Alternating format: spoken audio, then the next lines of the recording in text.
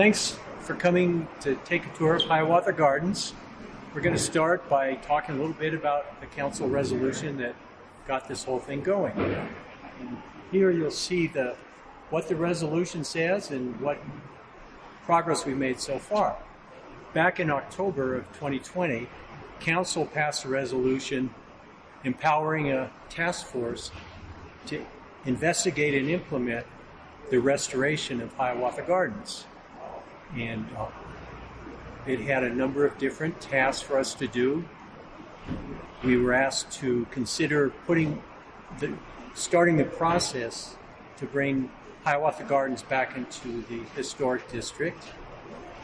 We were tasked to find a project manager to run the project, and we were asked to interact with the COG and find out how they could help us with the $500 that had been mentioned in the tax incentive agreement of 2018 to support the development of a mobility hub at Hiawatha. And finally, we were asked to come up with a strategy to make Hiawatha Gardens self-sustaining. So over the past, and actually we were given 9 months to do this task. It's taken a little bit longer, and there are lots of reasons that we'll go through as you take the tour. But we've made a lot of progress. As you can see, we have managed to demolish the non-historic parts of the building. And actually, while we were doing that, we discovered that some of the historic building, where the restaurant existed, had been so poorly constructed over a century ago that it was determined that it would not be feasible to try to restore it. It would be easier to build from scratch rather than try to salvage it. So that informed our decision to essentially get rid of that part of the building, and that's what you see out here to the north where the dirt parking lot is.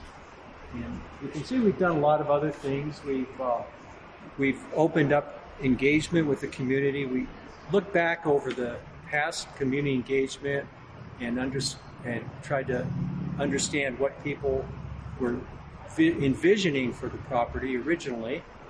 And we have a web presence on the city website, and we've put all our reports and findings and asked for community input, and we're looking at that and considering that as we go forward. And we've also worked with the Match Board to get funding, and they have provided approximately $40,000 towards the next steps. And we've put out a RFP for some architectural services to come up with a design for the restored Hiawatha Gardens.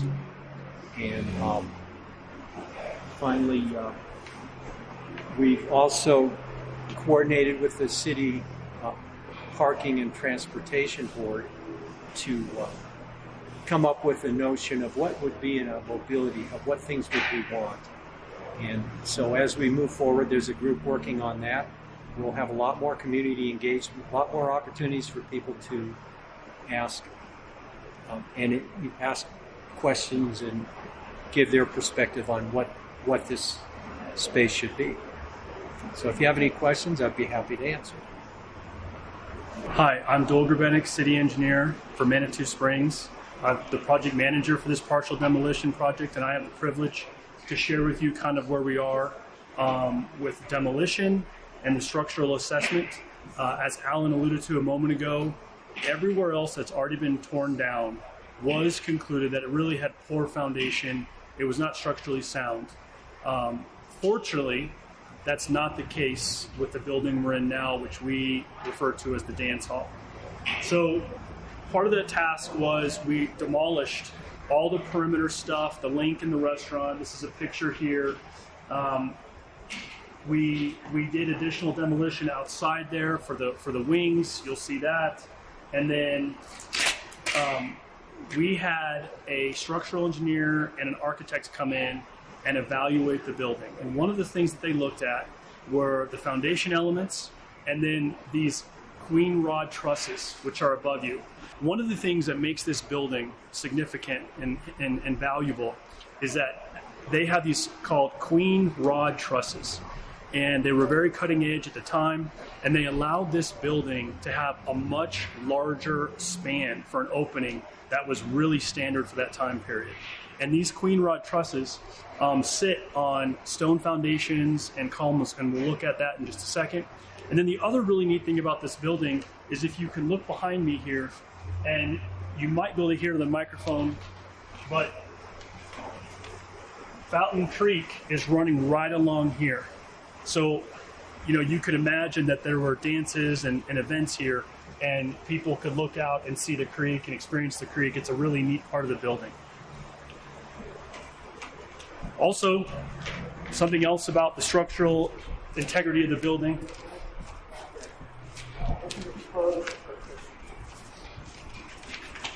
So all these queen rod trusses are all sitting on these columns. And it was really unique to actually use 10-inch wooden beams as a structural element for the building. But they are actually in excellent shape. The structural engineer that evaluated them commented that all the queen rod trusses were very straight. There's not obvious or significant settlement that's been observed or bowing or failing. So the structural element really of the building really is in good shape. And then the last thing I just want to point out, and you can kind of see this barely, and everyone who's familiar with Manitou knows, but Fountain Creek does have a floodplain associated with it. And we're standing kind of in this area right here. And so this hash mark is the 100-year floodplain with the different degrees. And so you can see how Memorial Park and then about half of Hiawatha in the parking lot are in the floodplain. So that's one of the reasons why I think that this building was put up on these stone columns, was to help get it up off the ground. But we do want to point out that it is in the floodplain. Here is one of the stone columns that I referred to a moment ago from inside the building. And these were also evaluated on their condition. As you can see, again, this Manitou greenstone got incorporated into the foundation. It got grouted together. And from what we can observe and the architect observed, there's no settlement, there's no cracking, they are sound and in great shape. So this is also one of the elements that helped contribute to the conclusion that the building is structurally sound. So you've heard about what's happened up till now, and there's obviously a lot in terms of getting the non-historic sections removed, but the next steps, near term at least, are going to be really critical. And clearly one of the things that's going to happen pretty quickly is we need to protect the historic dance hall for the winter and the weather while we work through the other steps to figure out what's going to become of Hiawatha Gardens. So in the very near term, we will be protecting the structure in a weatherproofing manner. We'll be filling in some of the areas outside the foundations to protect the foundations. And there's an area of old greenstone foundation that's on the north end that we'll be removing and replacing with a more substantial structure so that we can reclaim the greenstone. In the other process that's going to occur, because we've created a lot of space that's going to be used, can be used for parking, so that's all going to get compacted, leveled, and in some way surfaced so that while we work through the other steps on what's going to happen with the building, we can get parking in that area. And it will create probably 20 to 30 or more parking spaces. So that's a key factor.